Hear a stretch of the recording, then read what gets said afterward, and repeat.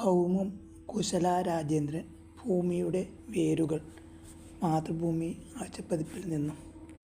ആ നീലബിന്ദു, അതാണ് വീട്, അതാണ് നമ്മൾ. അവിടെയാണ് നിങ്ങൾ സ്നേഹിക്കുന്ന, നിങ്ങൾക്കറിയാവുന്ന എല്ലാവരും. ഓരോ മനുഷ്യനും ജീവിച്ചത്. നമ്മുടെ സന്തോഷത്തിൻ്റെയും കഷ്ടപ്പാടിൻ്റെയും എല്ലാം ആകെ തുകയാണത്. ആയിരക്കണക്കിന് മതങ്ങൾ, പ്രത്യയശാസ്ത്രങ്ങൾ, സാമ്പത്തിക സിദ്ധാന്തങ്ങൾ എല്ലാം ആ ബിന്ദുവിൽ നിലനിൽക്കുന്നു. വേട്ടക്കാരനും ഇരയും, സൃഷ്ടാവും സംഹാരകനും, രാജാവും കർഷകനും, പ്രണയികളും, മാതാപിതാക്കളും, സൂപ്പർ സ്റ്റാറുകളും, പരമോന്നത നേതാക്കളും എല്ലാവരും അവിടെ താമസിച്ചു. സൂര്യകിരണത്തിൽ തങ്ങി നിൽക്കുന്ന ഒരു പൊടിപടലം, അതാണ് നമ്മൾ.